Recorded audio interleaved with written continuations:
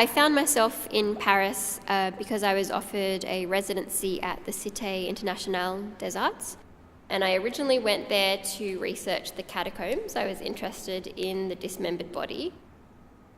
And I was at the flea markets, and I noticed when I was there that there were huge amounts of family photos, a lot of lace and things like birth certificates and passports, really personal documents, a lot of letters written to family members. I felt that the items being sold there really reflected the residue of human life or fragments of human life in a way that was more subtle, but also a bit more realistic than just looking at piles of bones in the catacombs.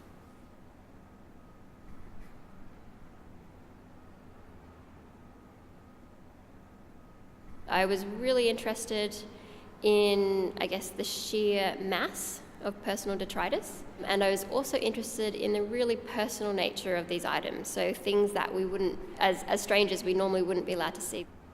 I thought the small pieces brought together in a body of work reflected the disparate nature of all the objects I'd been collecting. I felt like the small pieces tell a number of stories, and it's like an unfolding narrative of a whole range of stories and lives. But also it was practical because I had a lot of volunteers helping me, and so I could easily send each volunteer an embroidery package, and they would work on an individual embroidery and send it back to me. I started by collecting the pieces. I was attracted to them, but I didn't know how I was going to use them in artworks. But as a lot of people started volunteering and helping me with this project, the work became more than just what you can see. It was also a lot about the collaborative process and the creation of community. A lot of the pieces you see have a very amateur nature. They're not created by professional embroiderers or people with any experience. The works, I guess, reflect the different lives and stories, not only of the people in the photographs, but also of the people creating the works.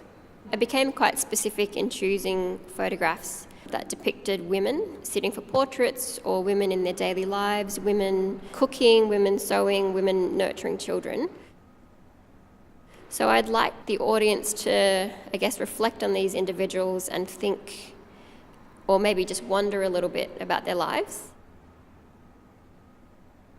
A lot of the imagery, a lot of the thread has been deliberately sewn in a way to look like hair. So I'll often show the reverse side of the embroideries, which looks quite hairy.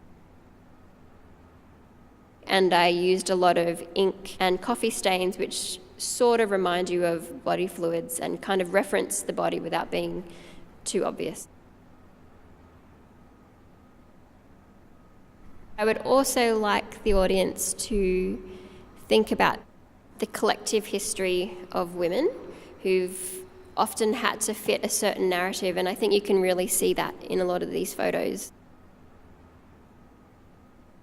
And what I think was a bit disconcerting about a lot of the lace patterns and the lace works that I saw in Paris was that obviously a lot of female artists had put in so much time into creating these lace pieces, but their names weren't recorded.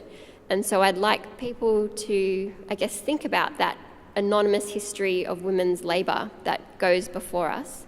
And I guess this is, in a very small way, a bit of a tribute to a lot of those women who've created the lace pieces.